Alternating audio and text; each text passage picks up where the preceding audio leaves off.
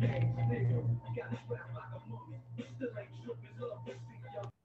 evening, Student Senate. So glad to see you all. I'm sorry about the slightly delayed start. We think one of our open period speakers might have been having difficulty getting into the meeting. She's still not here yet, so we're going to go ahead and get started though, just in the interest of time. So I'm going to call this meeting of Student Senate to order. We're going to forego the Pledge of Allegiance since we're meeting over Zoom. So I want to begin our meeting with a land acknowledgement. We recognize that Kansas State University is the first land-grant institution, stands on the ancestral lands of the Kaw people. Our state of Kansas is the home of 4 federally recognized Native nations, the Iowa, Kickapoo, Prairie Band Potawatomi, and Sac and Fox. We must remember that the land serving as the foundation for this institution was and still is stolen land that was acquired by white settlers, and we pledge our commitment to creating decolonized spaces at the university while also advocating for the support and future success of Indigenous faculty, staff, and students. With that, we'll now move into our first roll call for the meeting. Our first roll call will be led by Speaker Pro Tempore Maggie Billman. So Maggie, I will turn it over to you. All right, good evening, everyone. I'm so excited to see you all tonight. Atchison and Bain are excused, so we'll start with Booz. Yeah. Brown Madison. Here. Bruce. Here. Brummett.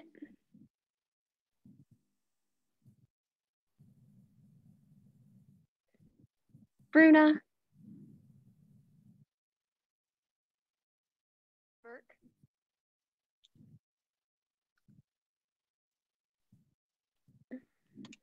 Carlson. Here. Carr. Oh, I'm sorry, they're excused. Clements. Here. Colburn. Here. Crosslow. Here. De Santiago. Diaz de Leon. Here. Delavu. Here. Doc. Here. Fox. Here. Frederick. Here. Sorry, I just clicked out on accident. Gallardo. Here. Garrett. Here. Glasscock.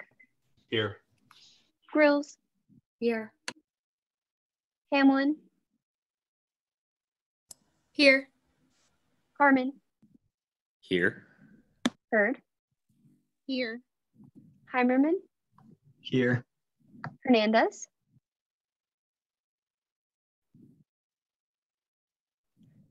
Huffings. Here. Kidd. Here. Levi. Here. Loya. Here. Manners. Here. McVeigh.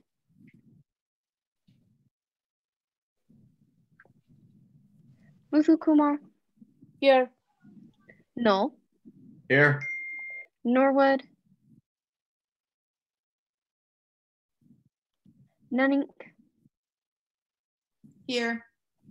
Phillips. Here. Penikatu. Here.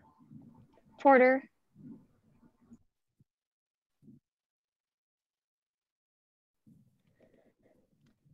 Richenberg. Here. Rodriguez. Here. Rossi.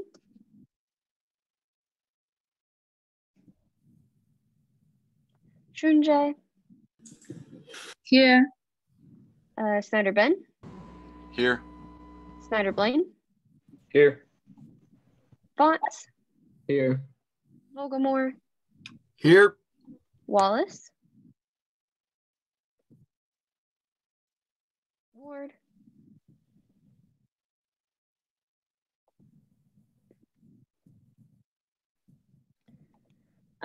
Wells. Here. Willis. Here. And Wendholtz. Here. All right, and I have here's from Senator Shunjay. Let me go back and fix that.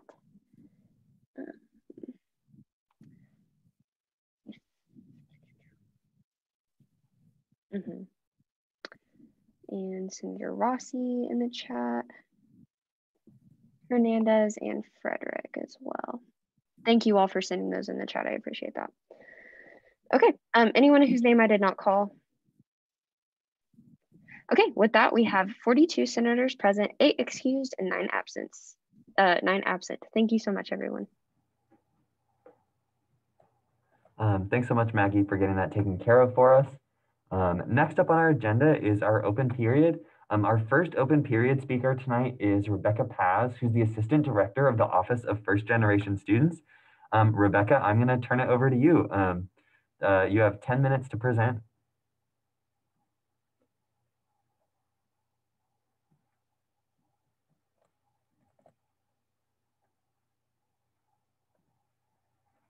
Oh, I think you're muted right now. Okay. Sorry, guys. Can you hear me now? Yeah, we've got you. Okay, awesome. Would you mind if I share my screen? We actually, hold on, let me double check. I have a PowerPoint that I would like to quickly share. Yeah, you are able to share your screen right now. Okay, I just fixed it, so you should. Thank you so much. So now I need to, give you, hang on a minute. No, you see my whole screen now. Give me 1 second. Sorry, guys. You are all good. Are you able to see it now? Yes? I am not able to see it currently. Can you see it?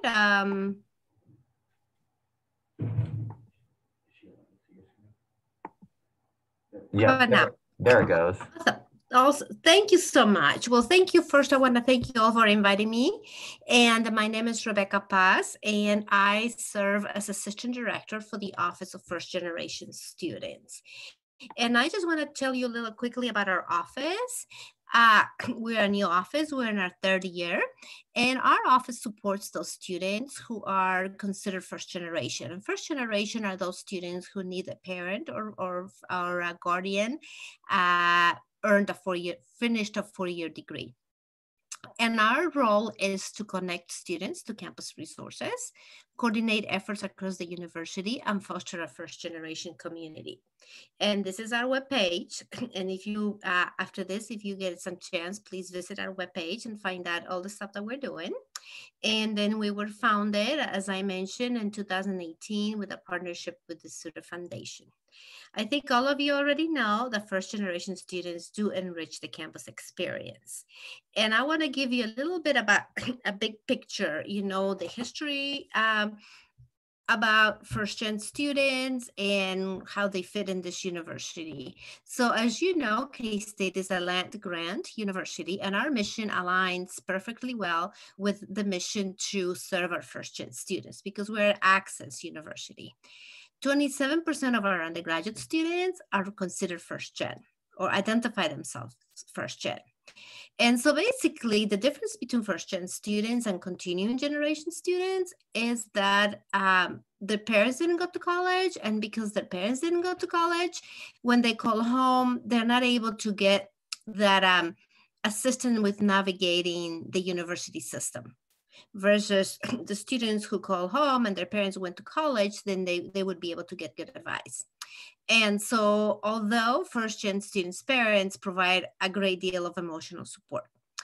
So when it comes to graduation and retention rates, there's an equity gap between first gen students and continuing generation students. And you can see in this chart, for the first year retention rate, the most recent one is minus 13.5%. And you could see how the gap increases as students graduate, okay? K-State has made its goal to increase the recruitment and retention and graduation rate of first generation students through the Higher Learning Commission Quality Initiative. You probably all know that all universities have to go through an accreditation period. every 10 years. And so basically every 10 years, the universities say, okay, so what is an area that we need to improve? So K-State decided that an area in which we do need to improve is in not only retaining and graduating first-gen students, but also recruiting first-gen students. And our university is recognized nationally as a first-gen forward advisory institution. What this means is because of the initiatives and the efforts that we have for first-gen students, we are being recognized nationally through NASPA, which is the National Association for Student Affairs Professionals. And so this is where we are today. I just tried to give you a history, but also tell you in this moment in time, we really have an opportunity to make an impact. And this is where our office comes in. I want to tell you a little bit of what we've done so far. As I told you, we're in our third year, so we've been busy building things from scratch. But as you know, we have lots of resources at our university, right? And so many of you are part of those programs and leadership opportunities. We talk about high impact practices like tutoring, coaching, research. And so what our office does, we have established partnerships across campus that have proven to be invaluable and sustainable. And so we do seek to connect all our first-gen students to the amazing resources that we have, specifically those high impact practices that we know are really those practices that make a difference in student success. One of those examples is that we have partnered with K-State First Guide to Personal Success program to be able to pair first-generation, first-year students to a first-generation faculty and staff as their mentor. We've also engaged our first-gen faculty and staff, and they're really excited to help out the first-gen students. We have about 60 or 70 that we know for sure are first-gen that want to help out. These two graphics that we have, it's something that we've developed, like the one that says proud to be first. A faculty and staff can print this out, put them in their office, just a sign that they're first gen. So when another first gen student comes, they say, wow, we have this in common. And then we also have this other image here that says proud to support. And this basically is for so many faculty and staff across the university who may not have been first gen when they were college students, but they want to support our students. So we're trying to utilize as many ways to create awareness about our wonderful first generation students and also let people know that we support them. Now I want to have, and I guess I was thinking that I was going to be able to see how many of us are first gen in the audience, but would that be possible, or that's going to be a little bit more tricky, right? Yeah, no, I'm totally fine if like anyone who's first gen, if you want to like unmute your like video right now, so that way we can see. I think that would be like a really cool way to do this. So okay, so let's see if I can do that in my camera. If you are first gen, yay, that's one beautiful faces. Wow, look at that. This is wonderful. And we have faculty and staff for first gen too. I know, Kelly. Oh, this is so great, guys. Yay, this amazing resilient version. This warms my heart. This is just too cool. All right, welcome. So I wanted to ask you guys maybe what works for first-gen students in college in terms of support? And I'm gonna take a couple of volunteers to say, or maybe even add it in the chat. And I'm having a little difficulty finding the chat now. Yeah, I can call on people. Sure, if they want to. Yeah, for just sure. A few things. So we get in a discussion of what really works for first gen. What is it that we need to provide at the university for them? Yeah, so if you have any thoughts or want to contribute, just indicate in the chat right now and I'll call on you to give you the floor. So I can monitor the chat right now. So if you want to like contribute to this discussion about like what you think works for first gen students, we'd love for you to participate and just indicate you want to talk in the chat.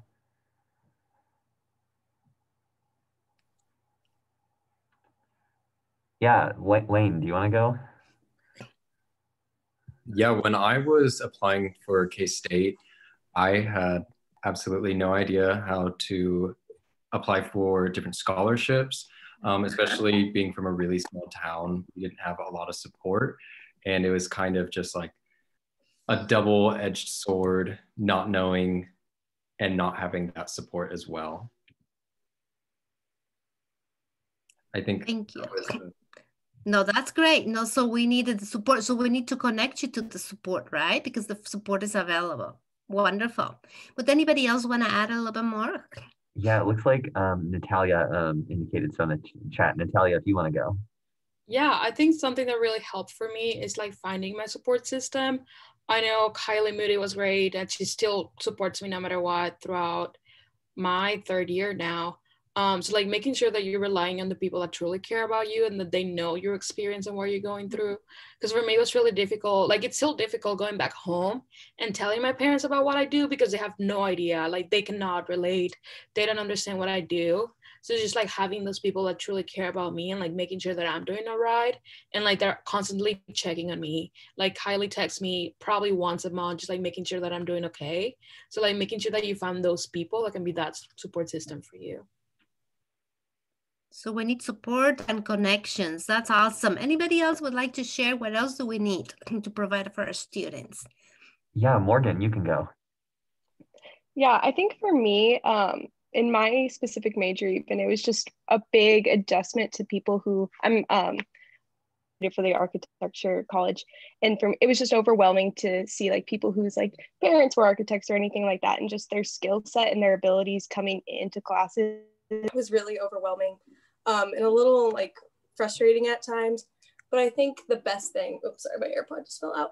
The best thing for me was my college developed a first-gen mentor program. So that way then we could be connected with other people in our college who had like a similar experience.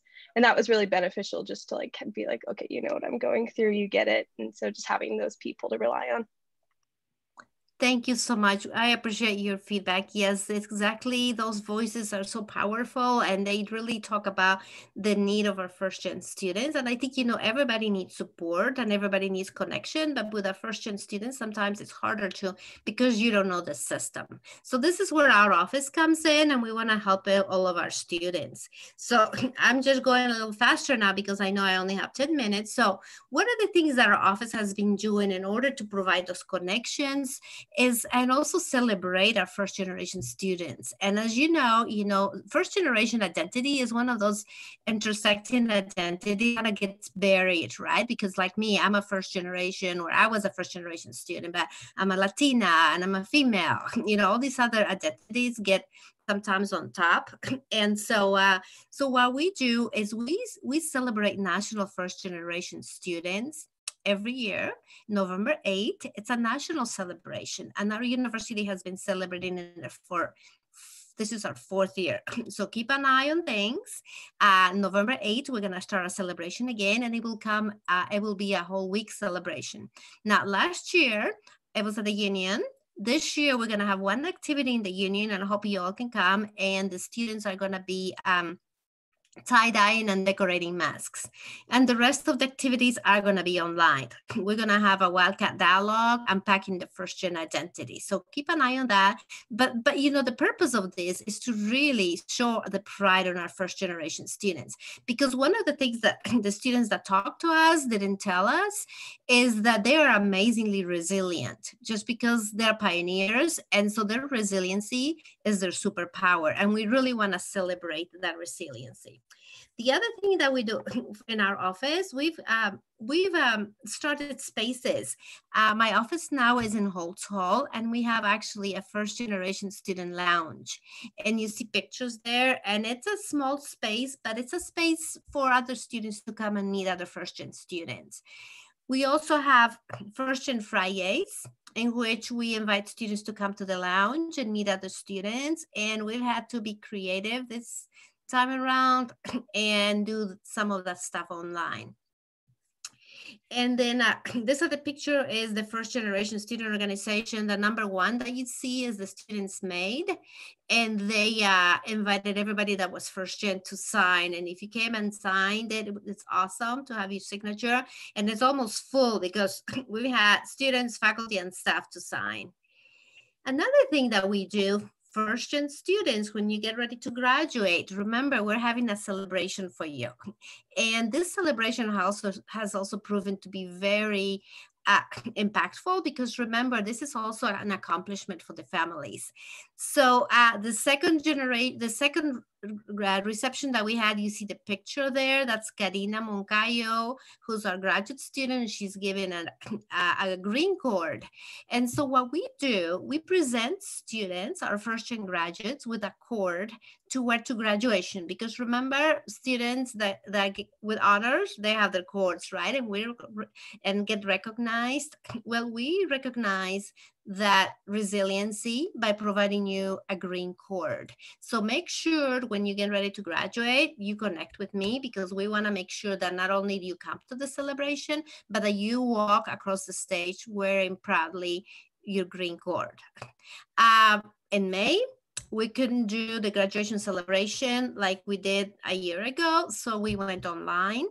And also for the fall graduates, because we're having commencement, we're also going to have a virtual celebration. So we are here. We are so proud of our students. And this is just another picture that talks about, it symbolizes the cords. This picture shows that symbol of resiliency that we really want to capitalize, because remember, our first-gen students do enrich our campus experience. So I wanted to entertain some questions now. Awesome. Yeah. Is there anyone who has any questions? If you have any, please just put it in the chat and I'll call on you, just so we can know who's got questions.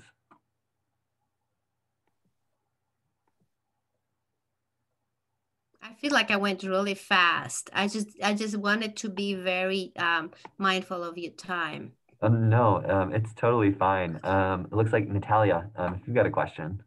Yes, Rebecca, do you know what percentage of students at K-State are first gen? I know about 2 years ago it was like 24. So I want to know if we have any updated numbers on that. 27, and it's 27%, and it stayed 27% for the past 2 years. And I just looked at the most recent numbers, and still pretty close to 27% for the undergrads. For the graduate students, we don't know and would like to find that out. We're working on that piece, keeping track of the undergrad students. Also, another thing that we found, Natalia, and thank you for asking that question, that sometimes students don't realize they're first gen. So they may not be coded as first gen. So if you know you're first gen and you're realizing that, let's talk, because we want to make sure that we count you and that we also include you in our mailings. Awesome. Are there any other questions? Again, feel free to indicate so in the chat.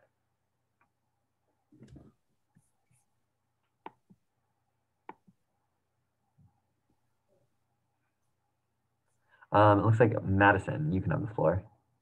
Hello. If we happen to know any first generation students who are maybe in high school and starting to go through this application for college process, do you have any resources that either K-State or just in general that are provided that we could direct to them to make this process easier for them? Thank you for that question. We work very closely with admissions, and now that we have a new director, and they're starting to have more, as you know, that they have campus visits, and that's when they can connect with our office. So many times we also have panels from our own first generation students that they can share their resources. So yes, we connect with them, and we really want to help them out and let them know that we do have the office. When it comes to scholarships, I think that's pretty much the Office of Admissions and Financial Aid that does that piece. Because when they get to us, we try to connect them to these amazing resources that we have at the university. Thank you. Are there any other questions at all?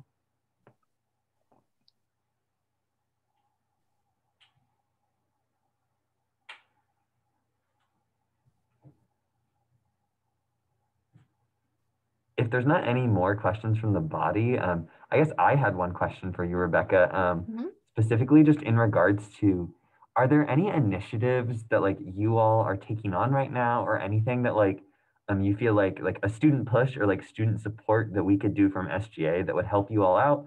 I'm just curious to know if there's anything that you all are working on that we'd be able to support you all in. Oh, that's a great idea.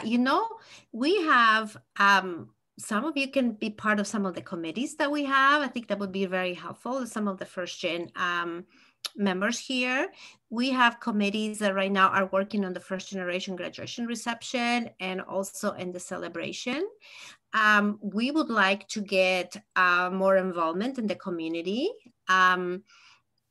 more collaborations across campus when we have our events, or any other ideas that you may have that we can do for our students would be great. Because I think one of the things that we want to do is spread the word and create awareness, not only about the needs of our first gen students, but also about their strengths and their value at a university, but also how to connect them with different campus resources. That's our, the biggest challenge, and also to keep working on the partnerships with the rest of the campus and yourselves too.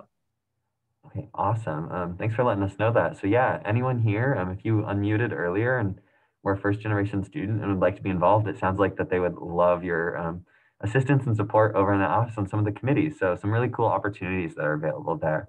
Yes, and we always need that student voice, right? We're always finding out. Like right now, we are doing a series of videos for our graduation, for our graduates.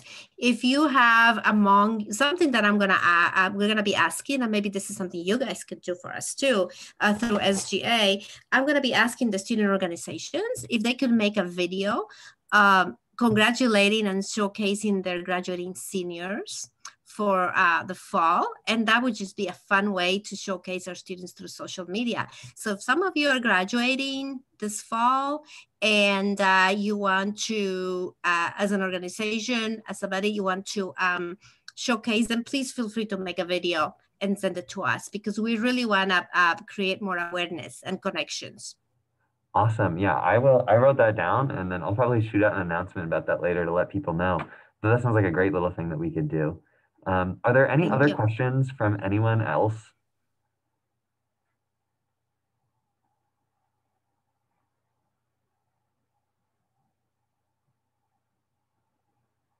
Well, if you do have, my name is Rebecca Paz. I'm in Holtz Hall. I'm not there every day, but I'm on Zoom all the time. You can always email me at rpaz@ksu.edu, and I would love to meet you. And if you have ideas, opportunities for collaboration, I would love to hear and engage with you all. Awesome. Well, thank you so much for coming tonight. We really appreciated hearing about your office, Rebecca, and just everything that you do. So if we can get some applause reactions for Rebecca, just to let her know that we're thankful that she came out tonight. We really appreciate you being here. Thank you so much. You guys are awesome, and you have a good rest of your meeting. Yeah, you as well. Okay, bye. With that, I'm going to turn it over to our second open period speaker for the night. Tonight, we'll also be hearing from the Collegian Media Group and Wildcat 91.9 Radio Leadership. So I'm going to screen share their presentation and get that pulled up. And if you all feel free to unmute, those of you who are presenting tonight.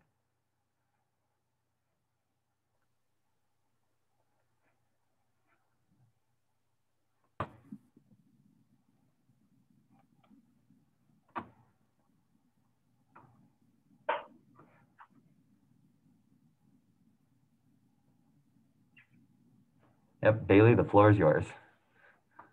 All right, thanks, Nathan. Thank you everyone for having us speak tonight. We're really excited to be here. So we're just going to talk about each of our organizations and the contributions that we make to campus life here at K-State. Next slide, please. All right, first I'll talk about the Collegian staff. On staff, we do have 15 editorial board members. They are listed here. That includes myself, the managing editor, Kaylee, our deputy managing editor and copy chief, Julie, news editor, Emma, assistant news editor, Sean, culture editor, Rebecca, assistant culture editor, Madison, opinions editor, Anna, sports editor, Cameron, assistant sports editor, Nathan, multimedia editor, Dalton, and deputy multimedia editor, Dylan. And we also just did get a marketing manager. Her name is Rachel. She is not technically on my staff, but I do work very closely with her. And this staff does not include how many writers and photographers we have. There's about 15 other people that work underneath us as writers or photographers. And then there are also lots of people that work for the Collegian through classes in the J School, specifically the MC200 news and feature writing class. Next slide. Hi, so I'm Katie Harbor, and I am one of the co-editors-in-chief for the Royal Purple Yearbook this year. My co-editor-in-chief is Hallie Everett. She's unable to be on this call tonight, but you can also see the rest of our leadership team listed here on this slide. We have a leadership team of 5 people, plus our advisor, John. And we also have, in addition to our leadership team, around 25 general staff members that are writers, designers, photographers, and marketing team members. So that's what makes up the Royal Purple staff. Hi guys, I'm Natalie. I'm serving as Manhappening's editor-in-chief this year. So our editorial board, we have 15 members. We have our assistant editor-in-chief, Anna, online editor, Paige, assistant online editor, Lexi, our copy editor, Sydney and Tara. Our art director, Hallie Lang, she's been with us for years, but this year she had a few too many things on her plate, so she's going to come back next semester. Our design editor, Holly, assistant design editor, Ashley, photo editor, Kate, marketing manager, TJ, and then assistant to him is Allie. Our culture editor is Eric, and then we have 2 social media managers, Allie and Maddie. In addition to this, we have about 38 general staff members, and this makes up photographers, writers, designers, our stylists, and our marketing team as well. Hey guys, fancy seeing you guys again. Beyond my role just here as elections commissioner, I am also a student director for the Collegian Media Group and news director for Wildcat 91.9, and I'm just here to talk about that a little bit. And our executive staff, so this is our paid staff that works for us. We have our station manager, who is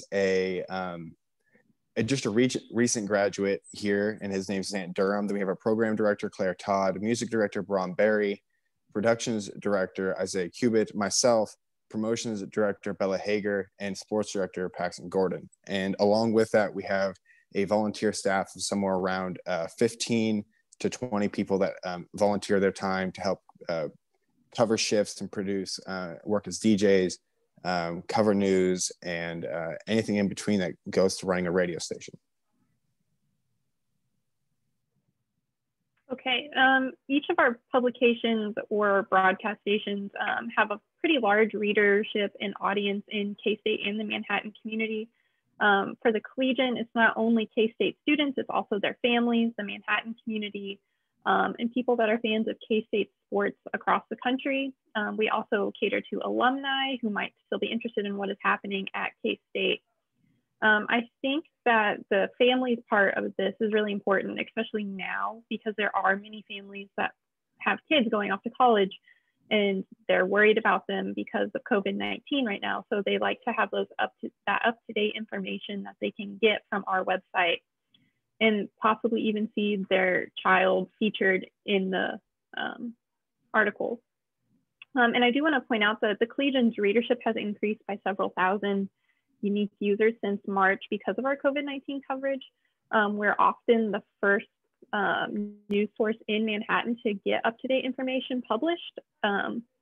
There is also the Manhattan Mercury, but the Collegian updates our website whenever we do get new information, which is something the Mercury does not do as often as we do. So there are people that are coming straight to us to get that up-to-date information. Katie, would you like to go? Yeah, so for the Royal Purple, we have a pretty unique audience because the Royal Purple is something that people are going to come back to for years and years and years after they graduate. So while, yes, we are marketing to the current K-State students, it's a product that they'll keep with them and cherish for years and years to come. And that's why we see here that we have past, present, and future generations of K-Staters. I know my mom is among one of many, many, many K-State alumni that still has all of her Royal Purples from when she was here at K-State. And I'll be the same way in 20 years with my kids, showing them my Royal Purples. So really we're attracting past, present, and future generations of K-Staters.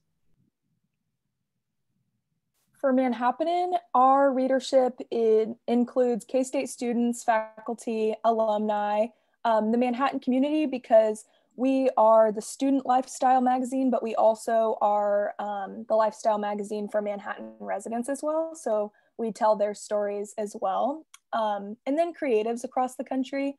I included this because we have received some awards state and nationally. And so we've gotten a little bit of attention from that. And I think, yeah, and then also, we also have a lot of like high students who read our magazine as well. So anyone interested in fashion, any kind of lifestyle magazine content. Yeah, and with Wildcat 91.9, our coverage goes beyond just K-State students and the Manhattan community, but it reaches the wider Riley, Potawatomi, Geary, and Clay counties. That's where our service reaches. And we also have an online service so people can really listen from anywhere in the world. And that comes in handy with people who want to listen, that might know people who are on air. And we are the only station in this area that provides alternative and hip hop music. And each of our publications contribute to campus in their own unique way. We benefit students, faculty, staff, and other campus organizations besides ourselves. The Collegian itself acts as a way for students, faculty, and staff to communicate ideas, communicate about events that are happening or issues that they may see that someone in a different part of campus may not have noticed. I also want to point out that each of us, the Collegian, Royal Purple, Manhattan, and Wildcat 91.9, serves as a recruitment tool for K-State as well, because there are many students that come specifically to K-State to work on these student publications. Even if they are not a journalism major, there are several English majors on our staff, graphic designers, people in engineering, the ag side, everything. Similar to the Collegian, we also have such a wide variety of students that are on staff with us in the Royal Purple. And we also are able to really contribute to the K-State campus as we do cover the entire campus. We have everything from student life to organization highlights, student profiles, events on campus, sports. We cover anything and everything on campus, and we represent everyone on campus as well. So it's very important to us that we are doing a great job of representing the entire campus and also providing a quality contribution to the entire campus. Adding to what Bailey and Katie said, Manhappening by creating relevant content about K-State student lifestyles, you know, about like what's really happening in our lives, while also providing the opportunity for creative growth in a variety of different areas and professional development, getting that hands-on experience and building your portfolio. Not to just keep on emphasizing what all they are saying, it's, you know, it's the same thing. All these organizations are award-winning and just high-quality organizations that provide job experience for people later on in the workforce, and recruit people and bring them here to K-State, and give K-State a unique perspective and compared to anywhere else, I think. And also to the community at large, there are issues that people may not know they are affected by that happen at K-State. For example, the amount of students that do come here each year, like our enrollment has been decreasing, so that could possibly affect the community at large, and the Collegian reports on that and informs the community about that.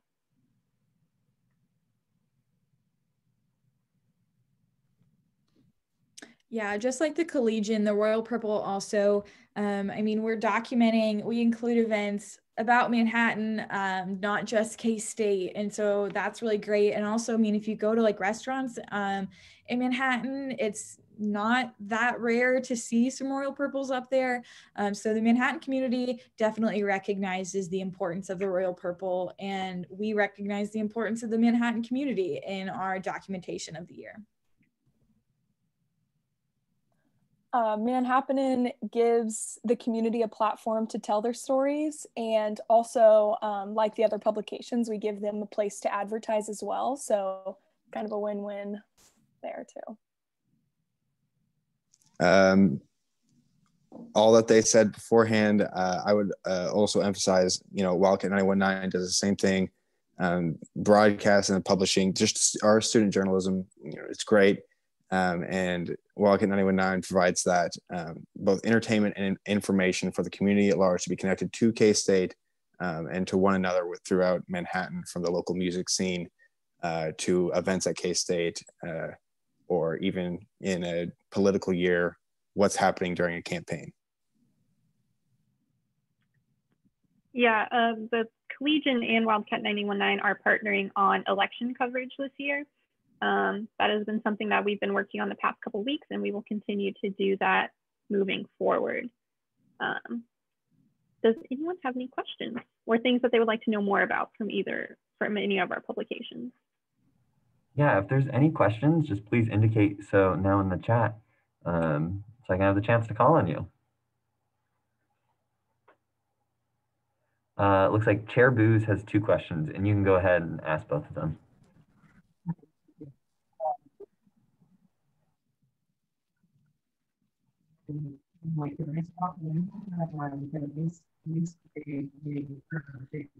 Hey, Andrew, not to interrupt, but I cannot hear anything you're saying, and it doesn't look like anyone else can either. I could see you talking, but it was all mumbled. So.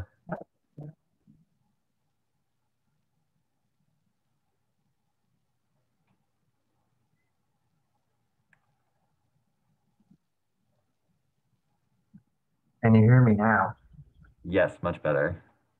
Okay, it was something to do with how Zoom was automatically adjusting my microphone volume. Yeah, sorry about that, but thanks for coming in. My first question was just kind of something I was randomly interested in. I know that Kaylee used to be the managing editor-in-chief and is now the managing editor. Like, what's the general difference between those 2 positions in a newspaper context? That is a good question. The managing editor is basically one step below the editor-in-chief. I was actually the managing editor before the editor-in-chief. They do have a lot of similar positions, but the editor-in-chief takes on more of the public role of the newspaper. They do the budget for the newspaper, so I have to manage paying my staff. I attend many meetings. I represent the Collegian as a whole. And I also have the final say on like content that goes into the paper. And I also manage the staff itself. Kaylee's position is to take over if I was ever needing a day off, or if I was gone, or if there was an emergency and I was in a class or something like that. Okay, cool. Yeah, and then my second question was, you did describe some impact outside of our local community. Do you know, like, generally what fraction of your readers and listeners is within this community, the community of Manhattan, compared to outside of it? I don't know for the Collegian off the top of my head. I can look at our analytics and discover where people are reading from. I do know that we do have a lot of international readers, and I'm assuming those are people that are either international students or people that are alumni that were international students. But if you want some more information, I can possibly look that up tomorrow. Yeah, I mean, that would be cool to have. Are there any further questions?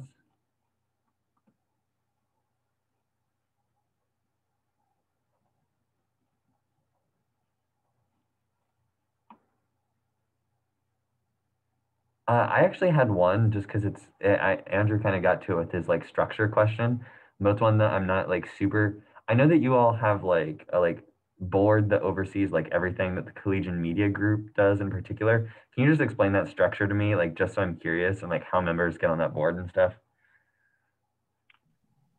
Our board is comprised of my advisor, David Levy, who's also the director of the Collegian Media Group, John Walter, who's the assistant director and the advisor to the Royal Purple in Manhattan. And then there are also at-large members. There are some that are associated with the journalism school itself, like Andrew Smith, who's a professor. And then there's also like professionals. There's some that work in radio, some that work in print. And then the students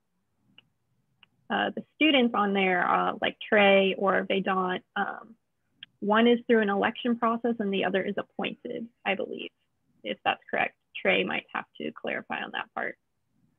Yeah, that's correct. One goes through the election process and the other one is appointed. Vedant was elected. I was fortunate enough to be appointed. Gotcha. Okay, thanks. That was just one thing I was always curious about. And it looks like Chair Booth has another question, so I'm going to turn it back over to him. Yeah, I know that a lot of your funding comes from the privilege fee, but there's also funding from advertisements and yearbook sales, etc. I was just wondering what your current split is between privilege fee funding and advertisements for kind of all three segments of Collegian Media Group and then also Wildcat 91.9. Yes, I know a significant portion of our funding right now is privilege fee. I don't have the numbers right in front of me, but I can go look at them really quick because I know David just emailed them to me the other day. I think it's around like 60 or 70%, but I will double check. For Manhattan, I am also not exactly positive on the numbers for the privilege fee this year. I do know that for advertising, we got $4,975 in advertising this semester, which was, I believe, 30% more than last semester or last fall semester. Yes, I don't have the exact number for the privilege fee in front of me, however, so sorry about that. I can get that though. If you're still interested, I could send that to you tomorrow. We did just have our privilege fee review, so I think you can also get that information from Madison Brown if I can't find it. Yeah, I would say for anyone, if you're interested in that kind of stuff, that was right in front of Madison, literally on Monday. So pretty accessible. They're still talking with the next Monday, they're still reviewing the Collegian and discussing. So if you're interested, go to Privilege Fee next week. Cool, yeah, thank you. And I mean, if Madison wants to give that info now, if she has it, that would be great. Yeah, I'm looking through my email. It's just taking forever to load. Madison looks for that. I can add that the Royal Purple, it depends on the year and how many books are sold, but we average between $20,000 to $25,000 brought in by yearbook sales. So we have a pretty significant revenue generation. Madison, if you want to go, yeah, I think I think that would be appreciated right now, since that's the question on the floor.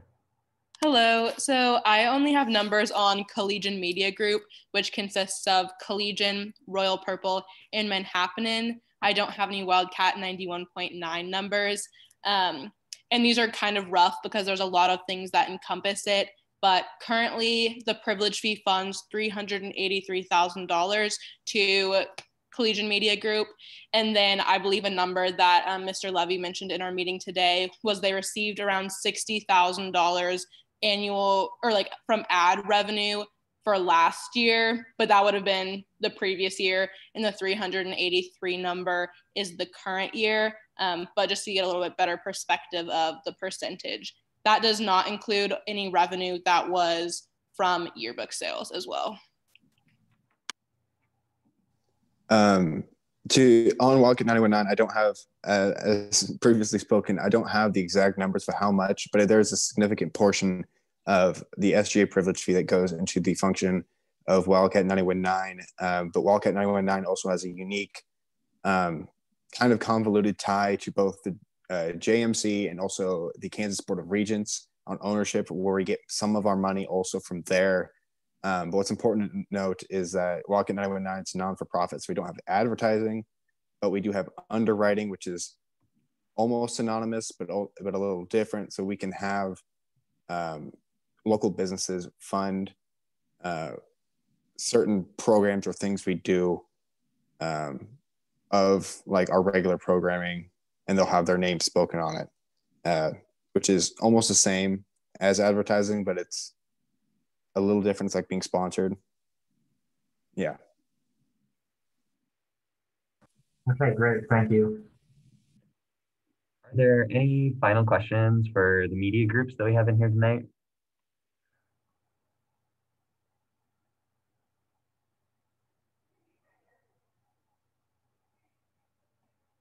Seeing none, thank you all so much for coming in tonight. We always appreciate learning about everything. So thanks again for coming and sharing everything that you all do. We really appreciate hearing that. Thank you. Thank you. Thanks for having us. With that, I just want to double check that there's no other speakers for open period.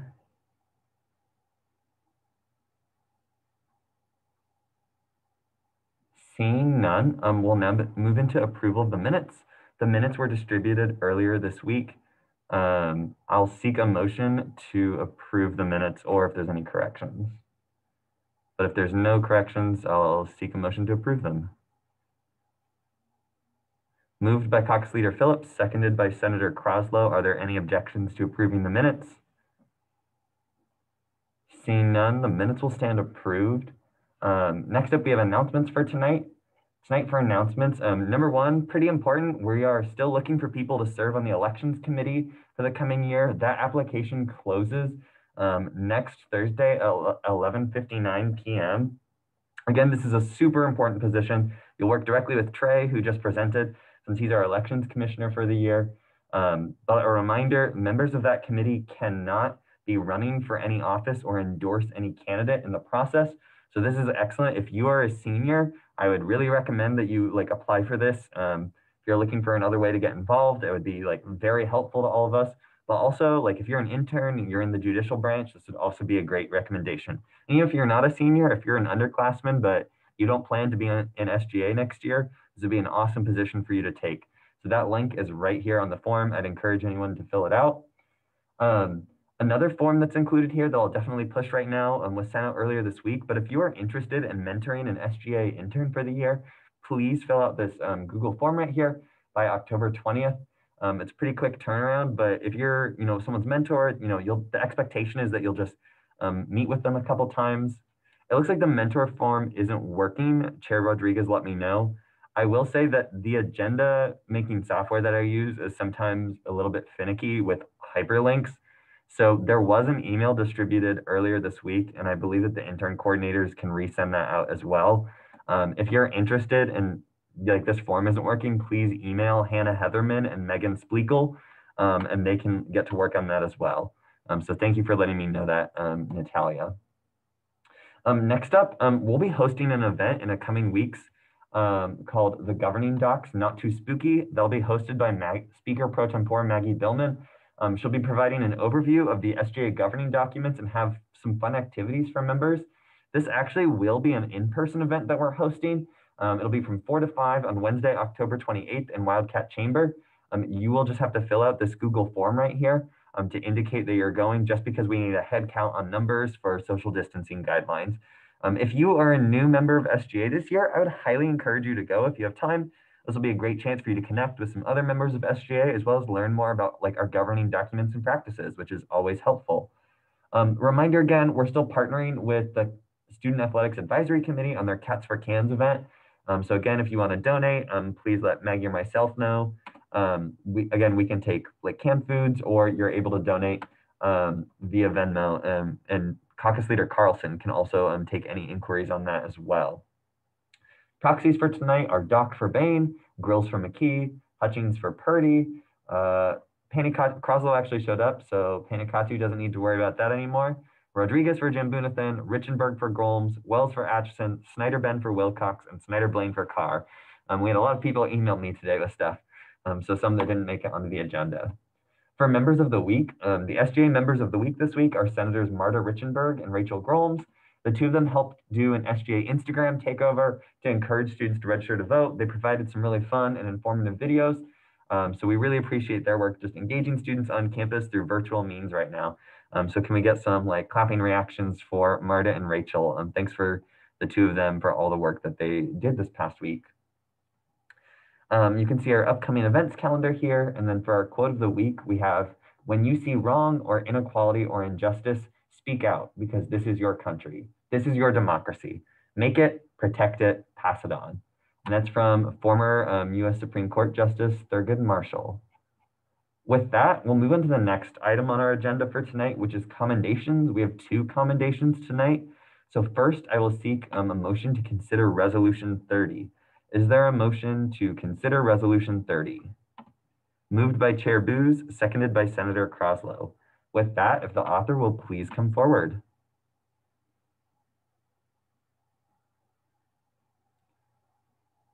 Blake, I believe you are muted. Hello. Sorry about that. First, I have a small change to make. In line, I guess 26 or 27, I definitely forgot to put a copy of this resolution shall be sent to. So if that could be added, that would be awesome. But yeah, resolution 2021-30, commendation to Dr. Michael Crush by Ashley Grills, Sarah Pelton, Blake Phillips, and Blaine Snyder. Whereas Dr. Michael Crush currently serves as an assistant professor in the Department of Marketing at Kansas State University. Whereas Dr. Michael Crush was selected as the recipient of one of 2 2020 K-State Global Campus Excellence in Online Teaching Awards. Whereas this award is given to an instructor or faculty member who practices quality methods of online teaching, has a high level of teaching effectiveness as evidenced through students meeting learning objectives and use of student-centered approaches, demonstrates a concern for student development and learning through student mentoring, and practices and implements innovation in course delivery. And whereas the importance of exemplary online instruction has only increased as more students are taking online classes amid the COVID-19 pandemic. Be it resolved that Section 1, the Kansas State University Student Governing Association commends Dr. Michael Crush for his outstanding commitment to quality online instruction. And Section 2, upon passage of the Student Senate and signature of the Student Body President, a copy of this resolution shall be sent to Assistant Professor Dr. Michael Crush, Department of Marketing Head Dr. Esther Swiley, College of Business Administration Dean Dr. Kevin Gwinner, Dean of K-State Global Campus Dr. Karen Peterson, and University President Richard B. Myers. Are there any questions or corrections for the author? Question from Chair Booz. Hey, Blake. I was wondering if you knew who the other recipient was.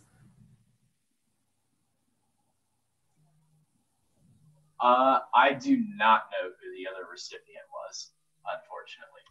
I'm sorry. Yeah, I was just wondering, like, if anyone else would want to write another commendation for the other recipient. But it's a good idea. Are there any other questions or corrections for the author?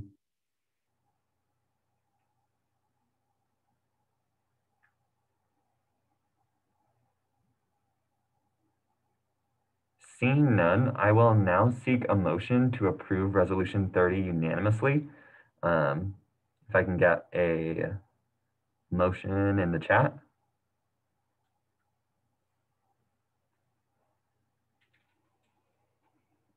If I can get a so moved on approving Resolution 30. Moved by Senator Hutchings, seconded by Senator Kraslow. Are there any objections to approving Resolution 30? Seeing none, Resolution 30 will stand approved. Can we get some more clapping reactions? Thanks for that, Blake. With that, next we have Resolution 31. Will the author please come forward?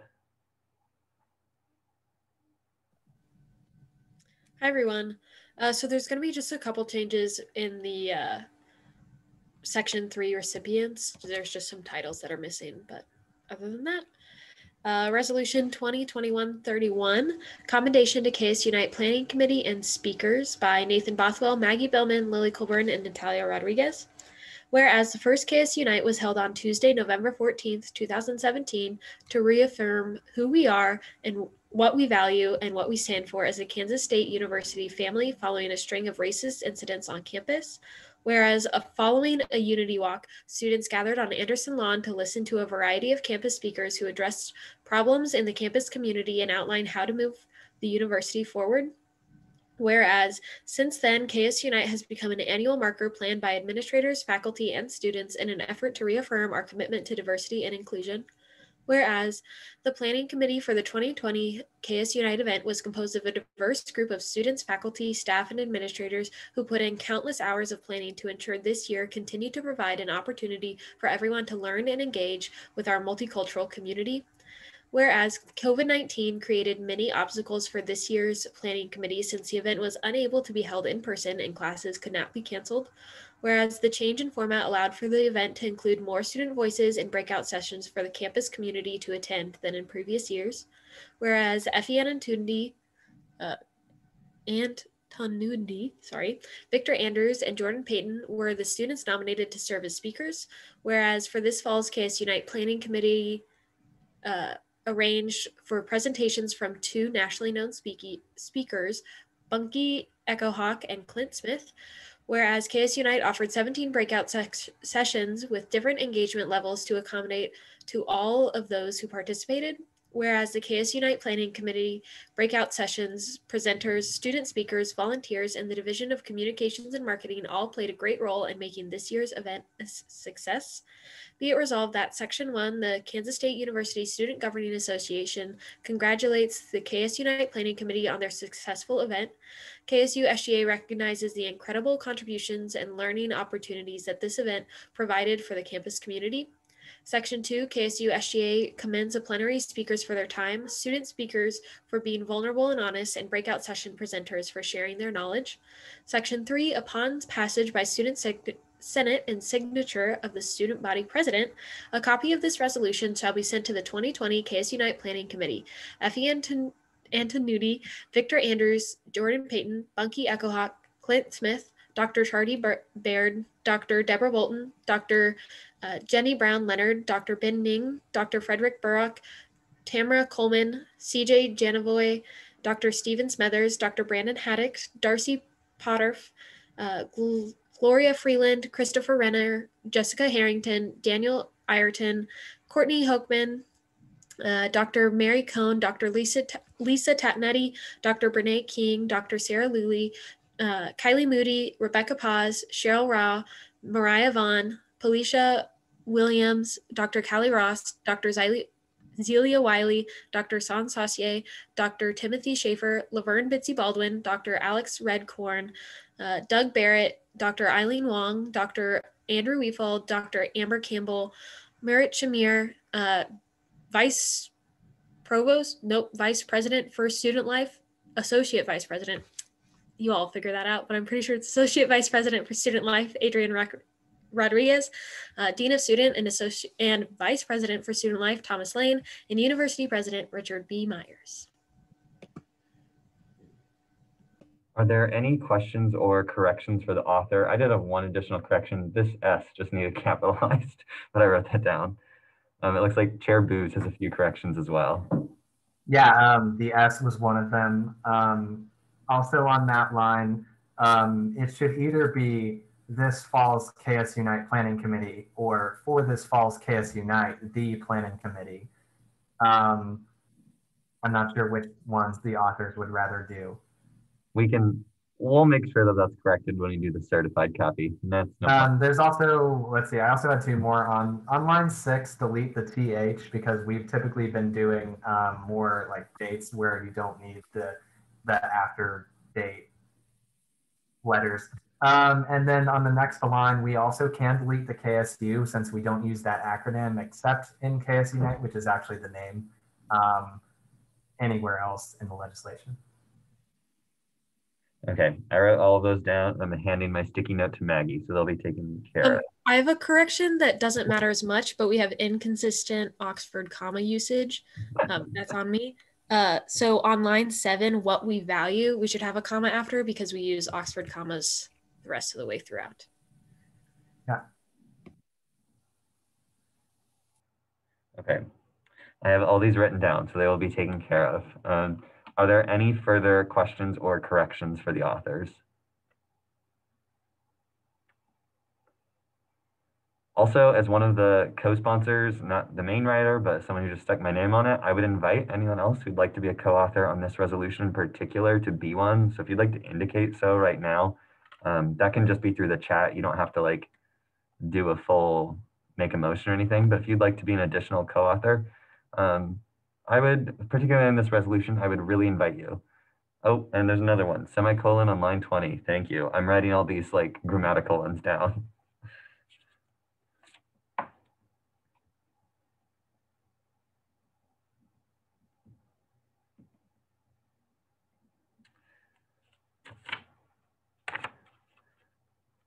Awesome. I'm seeing a lot of co-authors. Ooh, that's always fun. I'll let that go for just like a couple more seconds before I seek a motion, just so I can make sure everyone who wants it gets added in.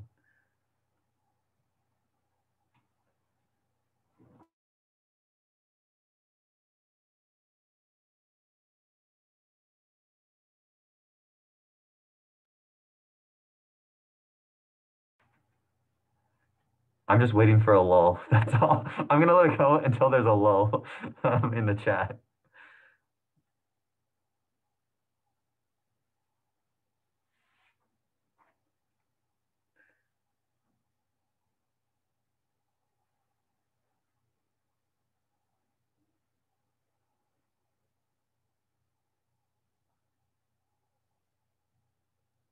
Okay, I counted to 10 seconds. So now at this time, are there any additional questions or corrections?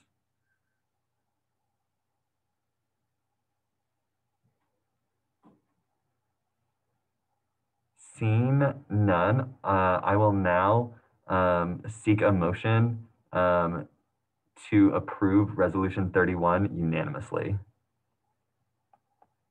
Moved by Chair Booz, seconded by Senator Hurd. Are there any objections to approving Resolution 31?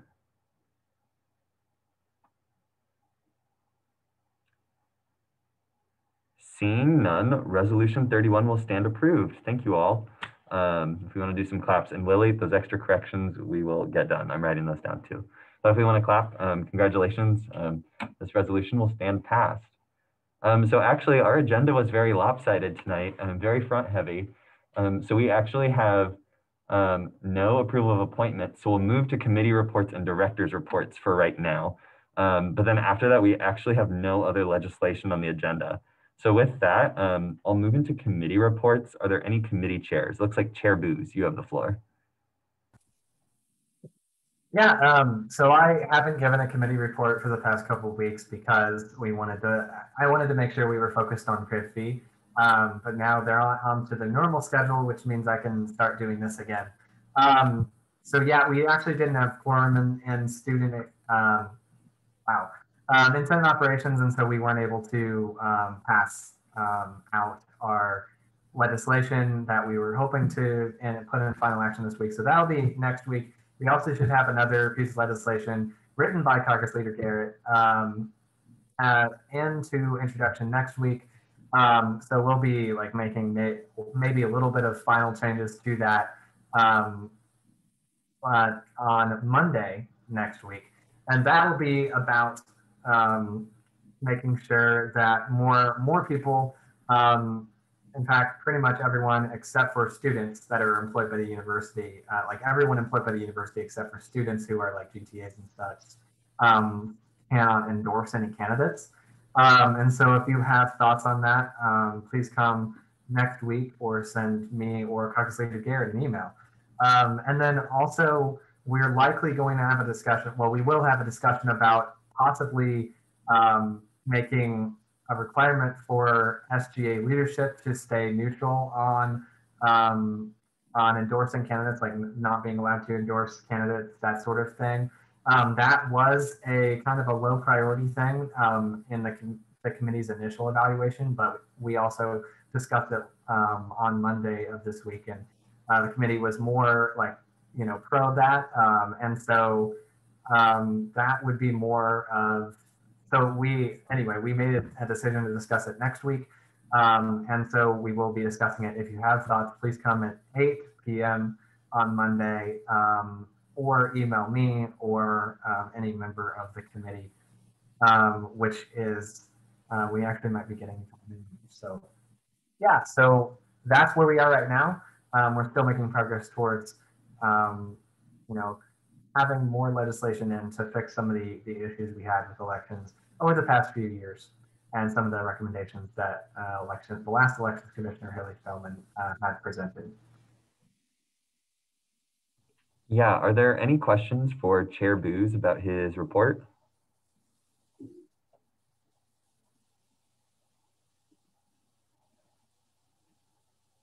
Seeing none, are there any other committee chairs who would like to give a report?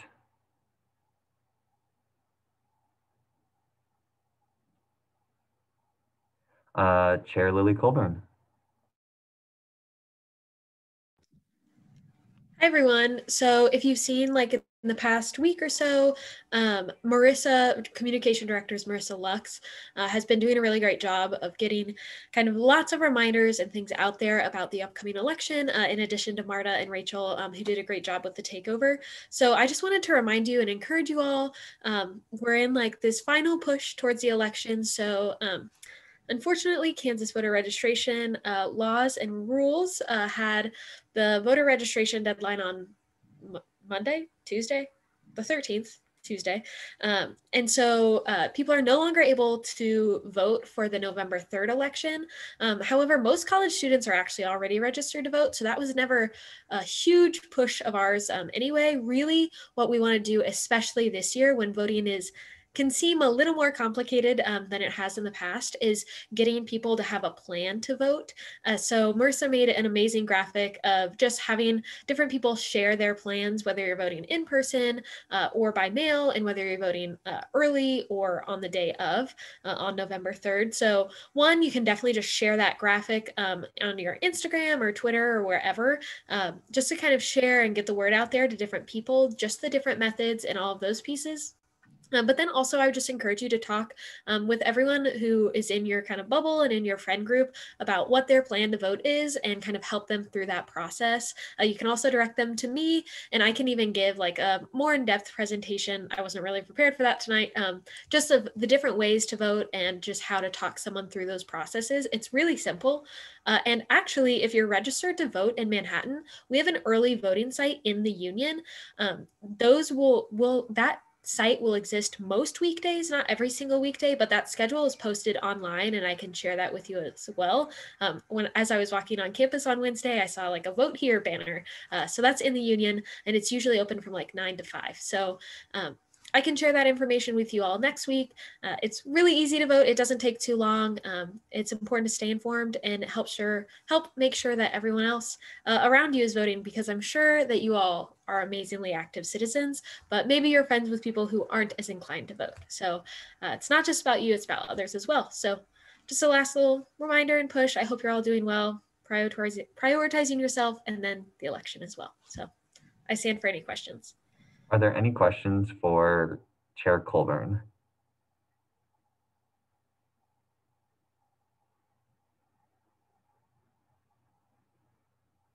Seeing none, I do just want to give like a special shout out to Lily, GR, the team who, like Marissa, like whoever made that graphic that was like your voting plan. I saw that all over Instagram earlier this week. I mean, it was, I saw a lot of people who are unaffiliated with SGA posting that, which I just thought was really cool. So great job to everyone involved in that process. I think it's so awesome that we're doing that. So just props to all of you. Are there any additional committee chairs who would like to give a report?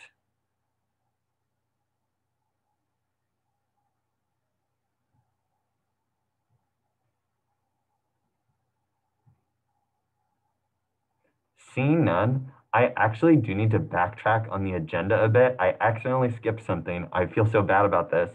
For approval of appointments, we actually do have a new senator who needs to get sworn in this week. Javier Loya is a new senator for the College of Arts and Sciences. His legislation passed last week to become a new senator. He just couldn't be here because he had a calc exam. So Javier, if you want to unmute your mic right now, I know your camera doesn't work, but I'm gonna just give you the oath of office right now. So typical oath of office fashion is just raise your right hand and then at the end say I do. So Javier, are you good to go? Yep. Awesome. So I do solemnly swear that I will faithfully execute the office of student senator and will, to the best of my ability, preserve, protect, and defend the Constitution of the Kansas State University Student Governing Association. I do. Awesome. Can we get a round of applause for Javier? We're so excited to have him join us as a new senator for the College of Arts and Sciences. So glad to have you here and at your first Senate meeting. With that, we will now move back to director's reports. I apologize for jumping around on the agenda, but now anyone who has a director's report, please indicate so in the chat.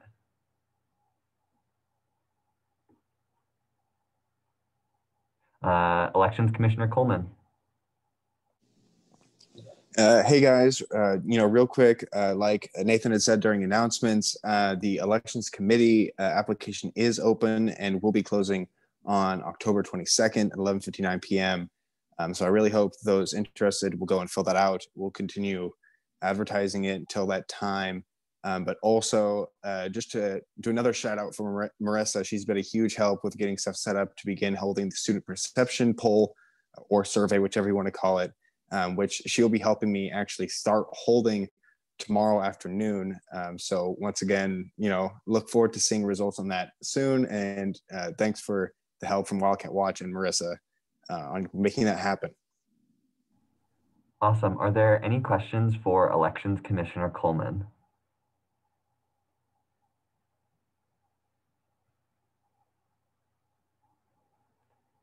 Seeing none, are there any additional directors who would like to give a report?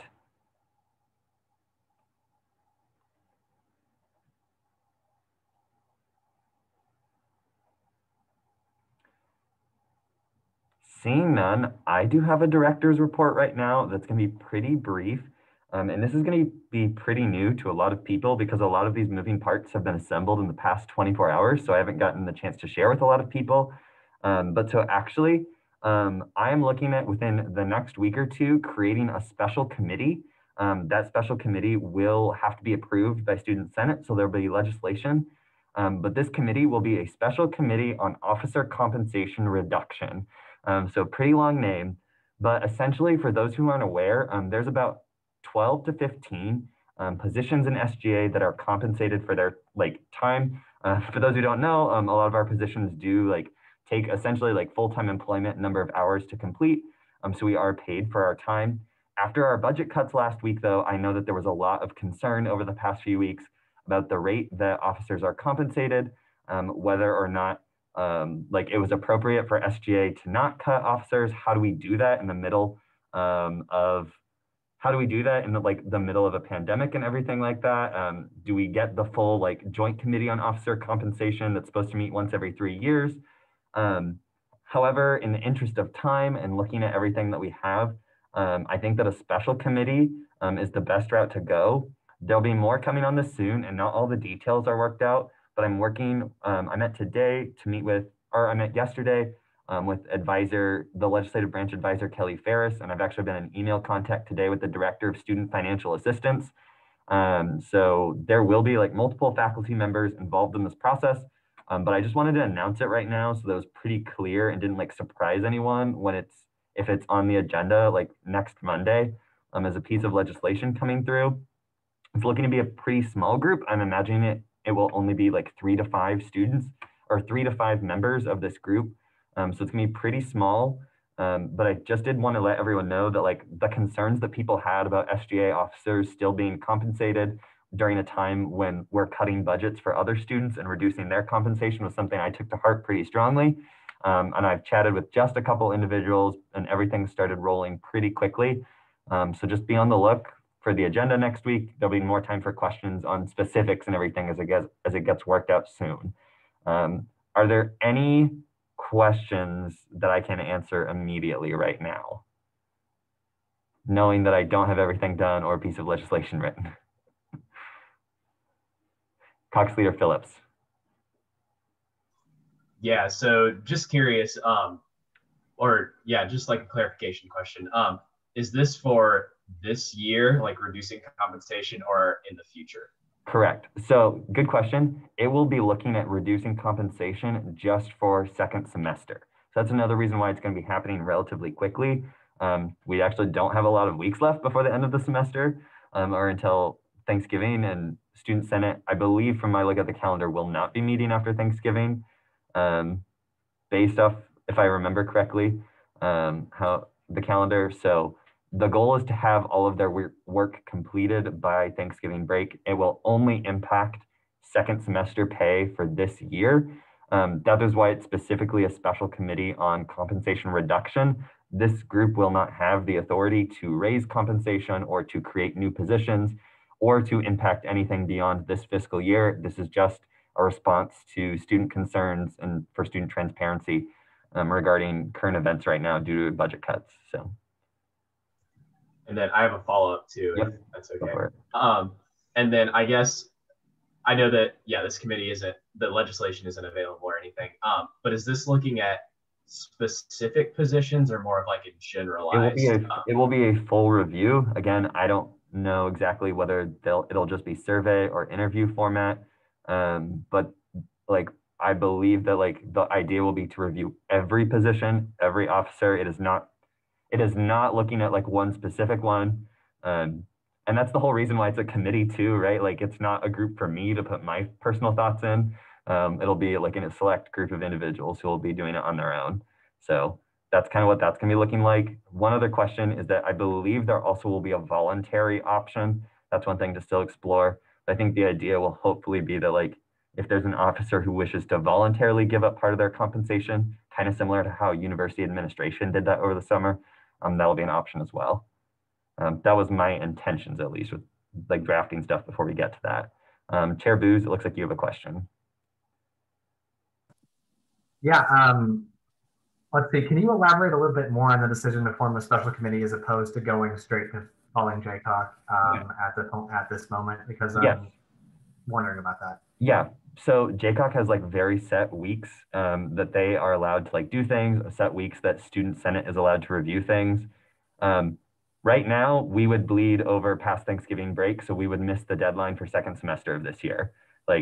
So that's the reason that like we're doing a special committee, is that JCOC is, I believe, I have the bylaws right next to me. I believe that they're allowed 6 weeks though to come up with their recommendation. And then Student Senate, I don't remember if it's 2 or 4 weeks that Student Senate's allowed to disapprove. So Student Senate has like multiple weeks to respond to what JCOC does. So the whole idea is to create a special committee with the authority just for like one specific semester, like no further scope outside of that. Okay, thanks. Chair Colburn. Yeah, at this point, like what idea do you have for like who will be on that committee? Are you looking for, I guess, what do you think? So obviously no compensated positions will be on it.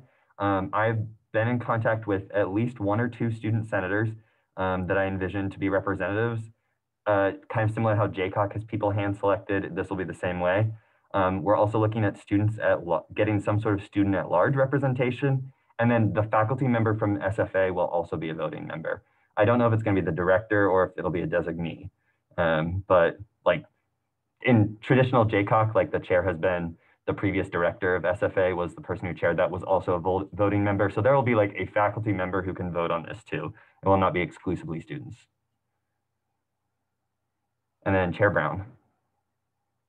Hello, I was wondering if the intention of this was focused on compensation not matching up with workload due to COVID, budget constraints, or both? I would say that it's a big mix of everything. For me personally, I think the thing that spurred me to action was the questions in Student Senate. I had someone bring up to me I had an individual bring up to me that they felt it was very unfair for us to not even like really think about cutting our own compensation in the process, but then tell other students that we were cutting theirs. And I think that's a very fair argument. Like, I respect that. So I would probably say that that's the third factor there as well, Madison, but I think you hit the other two as well. Can I have a follow-up? Yes. Is there a specific dollar amount that we're looking at?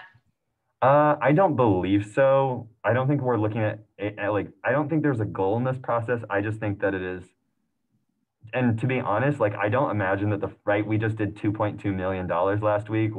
The SGA budget is only 80,000. And so like, it's not like there's a whole lot of money there, and we've already dispersed about half of that for this year. So like, I probably think the final number will probably only be like $5,000, maybe at the max, just based off some quick calculations that I did. So I don't think there'll be a super high number involved. I just think that it is fair and more like transparent and accurate for us to evaluate ourselves this way. It just, bureaucracy takes a little bit longer to do. So. Thank you. Cox Leader Phillips, looks like you have another question. Yeah, thanks. So in the event that the special committee decides to reduce salaries by X amount, do you know like what will happen to that money if it like becomes discretionary funding for SGA, or how will that work? Yeah, so that's the part that I need to figure out. I think it would be best if it's just additionally returned to offset privilege fee costs. But I also, again, like I said, a lot of this has happened very quickly within the past 24 hours. So I have not had time to get all questions answered yet. So because of that, I don't have an exact answer for you at this time.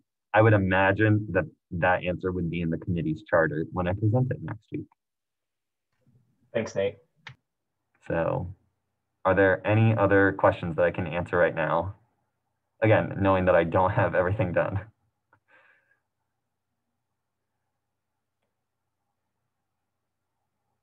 Seeing no further. Wait. I have another question, sorry. Go for it, Madison.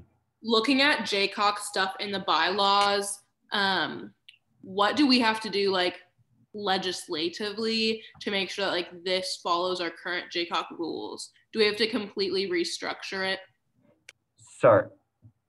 So that's the whole point of maybe creating a special committee. Like, that's the like difference here is there's not a lot of like guidance nor authority around like the scope of special committees, to be totally honest.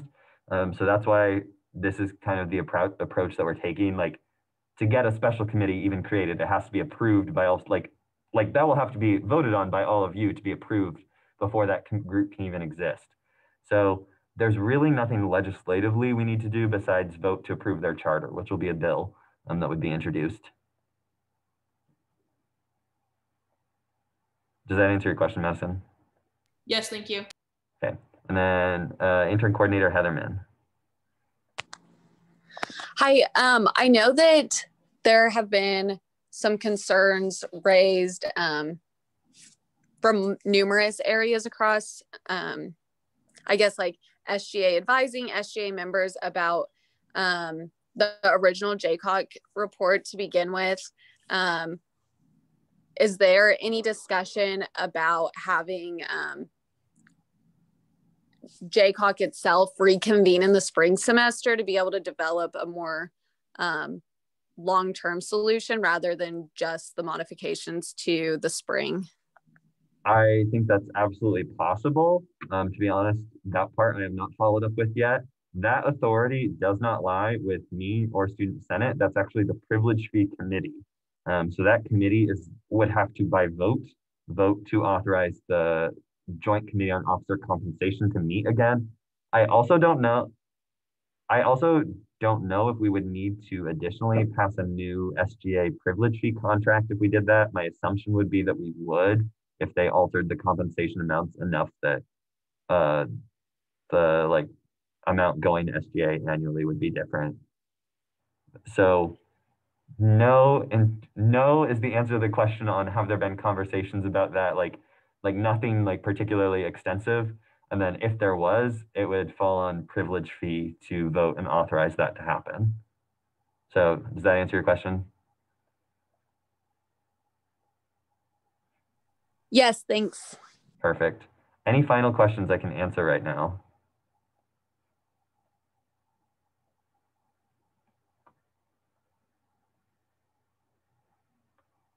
Seeing none, are there any other directors who would like to give a report tonight?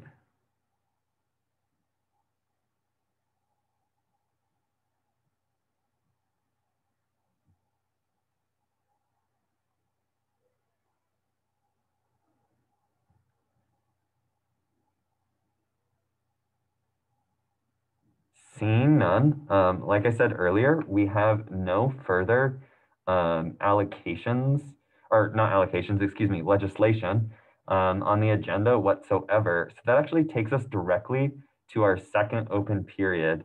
Are there any second open period speakers? Oh, it looks like there's still a question in the chat. Hi, so sorry. Going forward for conversation surrounding this, like, is this something that like we'll be continuing to discuss in the Senate? Is this something we should just like reach out to you if we have thoughts on? I mean, I think coming up with this plan, if that makes sense. Sorry, can you give me some? You cut out there for a second, Madison, at the end. Oh, sorry. Like, who should we? Like, who is creating this? This will be me. This will be a Nathan thing. Reach out to me if you have questions. Okay, sounds good. Thank you. Okay, with that, we will now move into second open period, seeing as we have no remaining legislation tonight. Are there any speakers for second open period? Do you have Senate shoutouts? Okay, well, I will turn it over. Okay, Caucus Leader Phillips, you can go first. Yeah, hello guys. Two things really quick. First of all, on Wednesday next week, the College of Business will be having our Inclusion Summit. So I know that only, 8 of us are in the College of Business specifically, but anyone is more than welcome to attend. That'll be Wednesday morning. If you want the Zoom link, definitely hit me up and I'll be able to send that to you. And then lastly, I just have a quick plug. Hang out with us after Senate. We have lots of fun discussions and just building a community since we don't get to meet in person. So I'll drop the Zoom link in the chat for that, and go Cats. Are there any questions for Caucus Leader Phillips?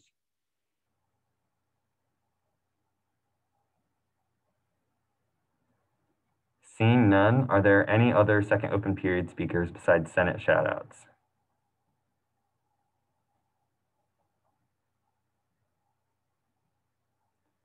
Seeing none, I will turn it over to Maggie to do Senate shoutouts right now. Maggie, you will have the floor. All right, hello everyone. Feel free to unmute your video if you would like, for everyone's favorite part of the evening. Again, don't know if it actually is, but here we are. Okay, we have 12 tonight, which is an exciting number. To Speaker Bothwell, you're a gem. To Vedant Kulkarni, I'm sorry, for always standing up for what's right and for being an amazing role model to many. He's not on our call right now, but I took a picture of that and sent it to him, and he expressed his heartfelt thanks for that shout out. Shout out to Brandon, the volleyball team. Go get a win this weekend. Yeah, go Cats. Shout out to the shouter outer Maggie. Thank you for getting this going again. Thank you guys. I hope you all enjoy this. So thanks for that. Shout out to intern coordinator Hannah Heatherman for creating a video introducing the interns. I loved getting to know them better. Smiley face. Shout out to first gen students. Heck yeah. Shout out to Marta and Rachel. You guys rock. Marta, what is your voting plan for when I ask for your hand in marriage? That was a good one. To me for coming up with the title Governing Docs Not Too Spooky, which is a great title for that event and makes me laugh a bit every time I hear it. Thank you for that. I wasn't going to actually read that out loud, but I was kind of proud of myself. So I wanted to pat myself on the back and plug you all to come to that event. Please fill out the Google form. It's literally like 2 or 3 questions. So please do that and come. Shout out to the College of Business for writing a commendation. Yeah, definitely so. Thank you. Shout out to Student at Large, Jacob Pinniger, for listening to every meeting and asking way too many questions. And shout out to Marissa. She's so helpful and crucial to everyone in SGA. Yeah, and with that, I also want to personally add a shout out to Communications Director Lux and Caucus Leader Jackson Willis for getting those SGA headshots back to us this week. That was really amazing of them. So thank you both for your work on that. And that concludes this evening's Senate shoutouts. Thanks, everyone. Are there any additional second open period speakers? Looks like Director Koger, you have the floor. Yeah, this kind of opportunity I'm looking for. I wrote a resolution. It's kind of a sillier resolution pertaining to bringing Casey's General Store to Manhattan. If anyone is interested in co-authoring that, because I can't submit it to Senate as a director, I would love to work with one of you. Thanks. Are there any questions? It looks like you've already got some names in the chat, Cameron. So reach out to Cameron Koger if you're interested in his resolution. Are there any additional second open period speakers?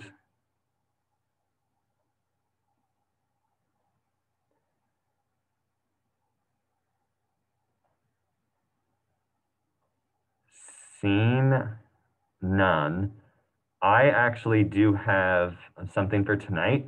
I think it would be very remiss if this body did not address events that have happened on campus this week. I think it's very important that we're cognizant of what's going on. So I'd like to ask for a bit of time from all of you while I kind of speak about this week's events.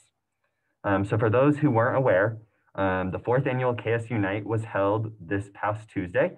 We passed a commendation for it earlier this meeting and all the speakers who were involved. But if you weren't aware, there was a Zoom bombing that happened throughout KSU Night where an unknown number of individuals posted some pretty intolerant comments throughout the chat and while asking questions at the event. If you are interested in learning more about that, there was a KSNT news story. There's a Kansas City Star article. There's a Collegian article. There are a lot of resources for you to be available to read more about what exactly happened. This happened because the Zoom links were posted pretty publicly and were easy to find. So for example, Student Senate was actually Zoom bombed the spring semester right before the new term started. We've had some pretty strict security policies in place for Student Senate ever since then. For example, I'm typically the only one who has screen sharing access. Our links are only sent over the SGA listserv and you only get it the 24 hours before the meeting. They are not posted publicly online. I don't allow annotations on screen sharing. And then we even authenticate users, which means that you have to be a KSU individual and logged into your KSU Zoom account to be able to attend our meeting. So these are some pretty important Zoom features that are necessary for meetings. However, KSU Night, due to the public nature of the event, wasn't able to have these things in place, which is how Zoom bombers were able to attend the meeting. And upon hearing this news on Tuesday, to be honest with all of you, my immediate gut reaction was exhaustion. I was so exhausted because there have been years of this happening. As mentioned in the commendation earlier, the first KSU Night was a response to racist incidents that happened on campus. And the idea of it happening again and disrupting the very event that was meant to show unity and stop these things was quite upsetting to me. But I want to be really honest here. I am fortunate enough that exhaustion is the emotion that I feel. I have not been personally attacked. I have not been threatened. So I am very lucky and very fortunate, and not every student on our campus is that way. There are people in our organization who have been directly targeted and harassed through some of these incidents over the past few years. So to let you know about what SGA did, for Senate Exec on Tuesday, there was a whole agenda plan that pretty much got thrown out the window. So at our executive team meeting, we split into teams and took some immediate, what are 24-hour action steps that we can take. We had a team that was on campus chalking inspirational, happy messages till midnight. We had a group of us working on the statement that was released via our social media pages and should be sent out in K-State Today tomorrow. So every student on campus will see it. We have the commendation written and within 24 hours to let the presenters know that we support them and the work that they do here through SGA. And we even have a small group looking into, again, some of those technology security things to provide some programming and information to students on how to make sure that this doesn't happen in their meetings. However, I also want to acknowledge that none of these are institutional solutions that solve the root cause of the issue at hand. Again, I just want to remind everyone that these were immediate 24, 48-hour action steps and that we felt were important to happen immediately to respond to this event on campus. In terms of longer term things, SGA is working on those, and we have been working on those. There's a number of student senators and individuals involved with the code of conduct review process that should hopefully make our code like more enforceable, easier for students to read, and provide some clarity for students on what we are able to sanction students for. Additionally, the university itself is working pretty hard on things. If you haven't seen or checked out, there is an action plan for a more inclusive K-State that was released after events over the summer. That action plan is one of, frankly, I think it's the best website that K-State has right now. It's updated frequently, it's easy to read, its graphics are good, and there's a lot of transparency involved in that process. I think it's probably one of the best developments that K-State has had in a while, and will continue to be so. A number of individuals in SGA are involved in stuff. Just this very week, I got asked to be involved with an additional committee that's part of those action steps, part of that process. And we will continue to support the steps of that as we work on institutional reform. In response very specifically to the incident on Tuesday, there is an investigation happening currently at the administrative level. To be honest, I don't know a lot about what's going on there, and there's not really able to be a lot of questions. But I would encourage all of you to be productive and to help this situation if you can. If you were present at KS Unite and experienced any sort of comments, harassment, if you have any evidence to provide, I would strongly encourage any of you to file a report with both the Office of Student Life and the Office of Institutional Equity. The Code of Conduct is on the SGA website under the judicial page if you'd like to file a Code of Conduct complaint. All of these things are action steps that you can immediately take moving forward. And I personally am a big believer in the idea that, you know, if we quantitatively show how big an issue this is, that will mean more to administrators. So I encourage any of you who would like to help or contribute in that way to do so. So like I said, they're currently in the evidence collecting phase. So again, if you have anything to submit, please get it to the Office of Student Life. I can tell you personally that I know that administration is working very hard on this right now. And that they are taking this very seriously. I have already had multiple meetings with some pretty high-level administrators within the past 48 hours, and I can tell you that it is something that is of great concern to them and something that they are working very hard on. This issue is pretty hard to discuss right now because there are two big barriers that I would like to say that make this conversation not the easiest for us to tackle. The first of all, is just the very nature of everything involved. Because this deals with issues of speech, with comments, with questions, with things like that, you have to immediately involve the First Amendment. And the First Amendment is so interesting, as those of us who've been around for a while know. Many people are very quick to want to punish any speech that they find objectionable. I'd like to remind everyone that the First Amendment's provisions on the freedom of speech specifically apply to not just the federal government, but also to the state government. And as a state university, we are obligated to follow that. And additionally, K-State SGA is also required to follow that freedom, or we could get into some serious legal trouble. We administrate millions of dollars in fees, we are an acting entity of the state.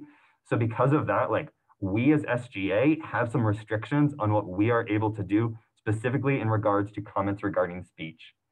But additionally, as many people are aware, there's been issues regarding specific students on our campus. And that is also a difficult issue to tackle. Student privacy information obviously comes into play when you're dealing with this, but another really critical piece specifically from our SGA side is that, again, that state institution part and the fact that it is our job to represent all students and to not single some of them out sometimes. I'm speaking very personally right now from the own situation that I am in. I am paid out of privilege fee dollars that are collected from every student. Because of that, I have certain restrictions that I can make regarding legislation, regarding things that I say or do, about attacking students in my role, without facing some serious penalties for my own personal self that I could come into. In my professional capacity as the speaker, it's imperative that I am not like quote unquote taking sides on an issue before formally settled by the university. As again, like I said, I'm at great risk for personal liability. But what does this mean and where does it leave us in terms of this conversation as a body?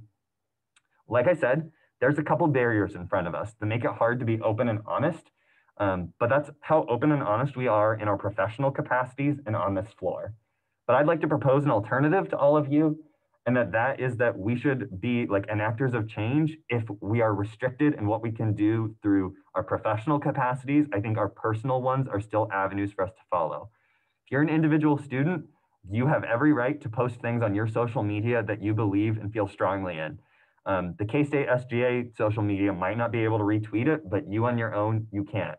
You can sign a petition, you can go to a protest. There's a lot of different options for you to exercise those very same freedoms that sometimes serve as a barrier to us in these professional capacities. Additionally, though, I'd like to do a pretty similar follow-up invitation to what Caucus Leader Phillips proposed earlier.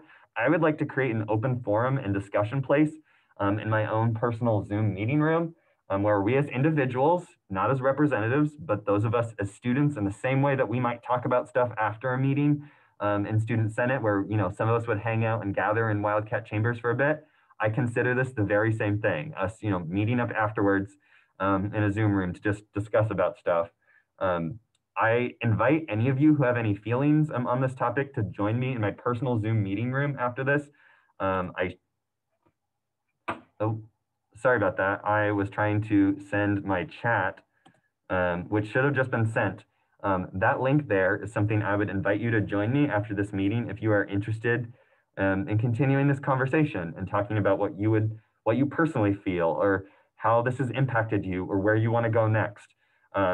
With less restrictions and a more open setting in my own personal meeting room where I let whoever I want in, we can discuss more and potentially have some more satisfactory discussion.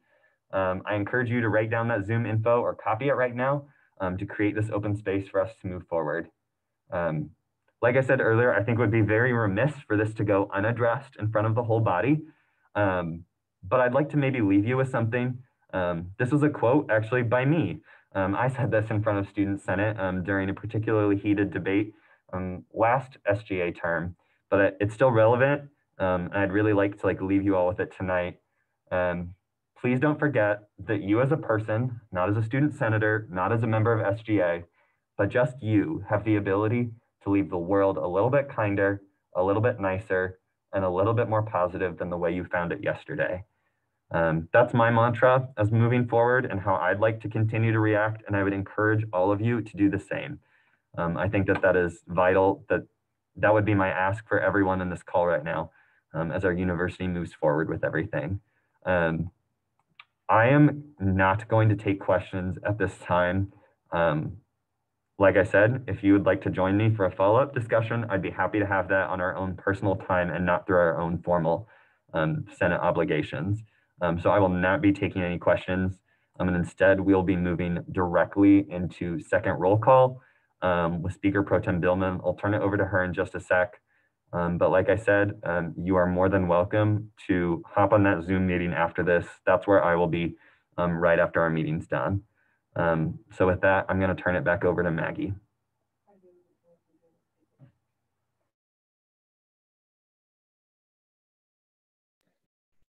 Hi, everyone. Thank you so much for still being here. Let's get right into it. Again, Atchison and Bain are excused, so we'll go right to Boos. Here.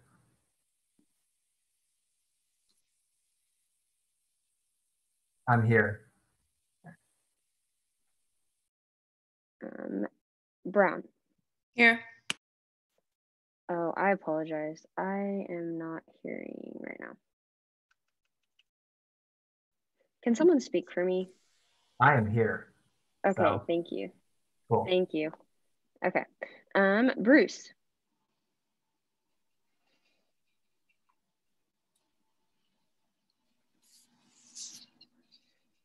Brummett? Yep.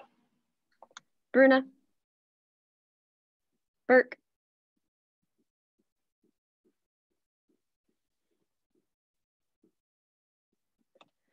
Carlson.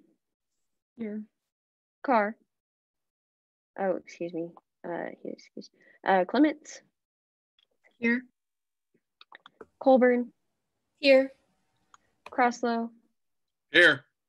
De Santiago. Diaz de Leon. Here. Delavu. Here. Doc. Here. Fox. Here. Frederick. Here. Gallardo. Here. Garrett. Here. Glasscock. Here. Grills. Here. Hamlin. Here. Harmon. Here. Hurd. Here. Heimerman. Here. Hernandez. Here. Hutchings. Here. Kidd. Here. Levi. Here. Loya. Here. Manners. Here. McVeigh. Muthu Kumar. Here. Knoll. Here. Norwood. Nunning. Here. Phillips. Here. Panikatu. Here. Porter. Here. Richenberg. Here. Rodriguez. Here. Rossi. Here. Shunjay.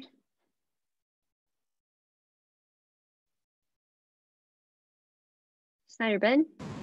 Here. Snyder Blaine. Here. Bonts. Here. Vogelmore. Here. Wallace. Ward. Wells. Here. Willis. Here. And Windholtz. Here. Okay, and then Senators Bruce, Shunjay, and Ward, I have all of you from the chat. With that, oh, I'm sorry, did I not say anyone's name or leave anyone out?